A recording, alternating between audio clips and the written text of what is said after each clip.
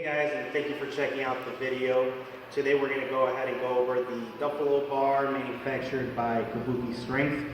Since opening the gym, we've been purchasing a lot of items, so we're going to try to go over some of the items we've purchased and make reviews on them to help you guys out, maybe at home trying to look into some of these items.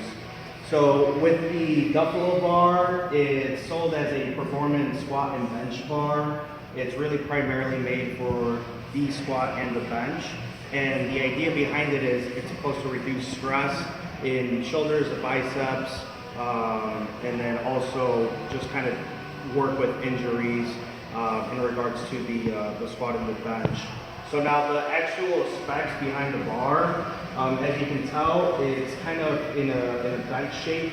So it kind of takes the Buffalo bar into a whole kind of different level. It's a proprietary blend, so it's manufactured and made to be able to meet specific needs of the lifter. It weighs 55 pounds and is about 96 inches long. The load capacity on it is about 2,000 pounds, so you can load it up pretty heavy.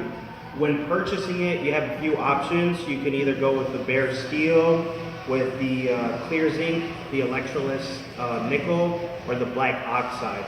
So depending on which option you get, you're more likely or less likely to have it rust over time. And then additionally, what's a little bit cool about this is you can actually attach things in the future for bands and chains. So I'll talk a little bit more about that in a bit. Now the price point for this product is a little bit more on the higher side. So for example, my Texas squat bar was about $500. This Duffalo bar, just for the bare minimum, runs at $599. And then pretty much each step above, so if you go into the zinc, the nickel, or the oxide, it pretty much keeps going up another like 50 bucks or so, 20, 30 bucks, I don't remember. But it's more expensive if you want to kind of add a little bit more to it. And then additionally, the attachments is like another $89. So it's a little bit pricey, but I have noticed that they have sales, usually around big events in the community, like the Arnold or like the US Open this past weekend. So it'll be like maybe $100 off or something along those lines. So kind of getting into the real usage behind the bar, you know, it really reduces a lot of the stress in the shoulders when bench or when squatting. So as you can tell with this bend, unlike the straight bar where you're really like toward the back and it puts a lot of stress in your shoulders and can cause a lot of tendonitis and inflammation in the bicep and all the way down to the wrists and elbows. This one is a little bit more bent, so it actually feels a little bit better when you're going ahead and you're taking it out. So with that bent in design, it reduces a lot of that stress, which is huge. And it really helps out a lot.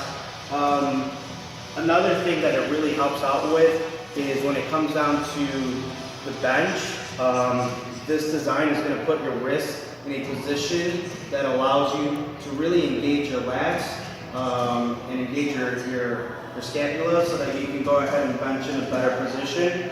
Additionally, making it a little bit harder for you to bench too because of the curve. So it has a few big uses. Now, in my personal experience so far, being a low bar squatter, it's made a huge difference for me because I was getting a lot of tendonitis in my shoulders, my elbows, and then down to my wrists. So it was affecting my bench. So it's been a few weeks now since I switched over to doing a lot of my work with the Duffalo bar. And number one, I don't have pain when I'm squatting. Number two, I can actually bench now.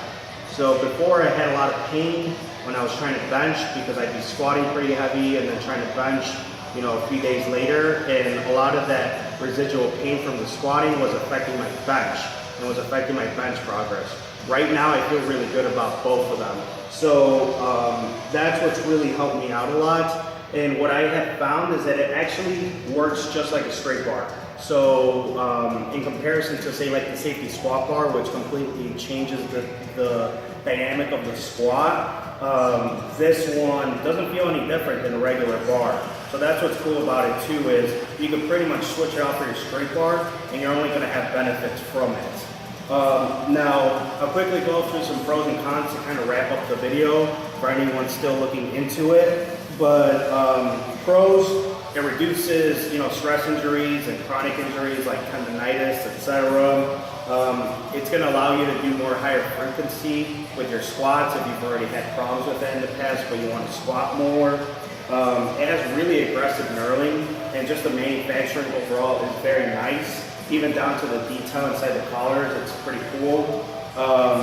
There's attachment possibilities. So with those, you can actually attach these little handles that go on the side, and you can put bands and chains.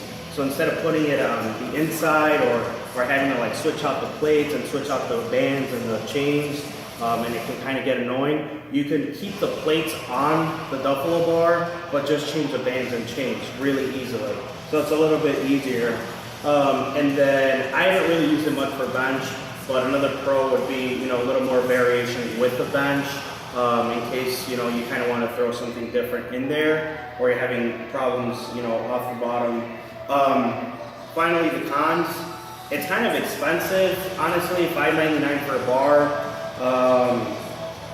If I didn't have so much,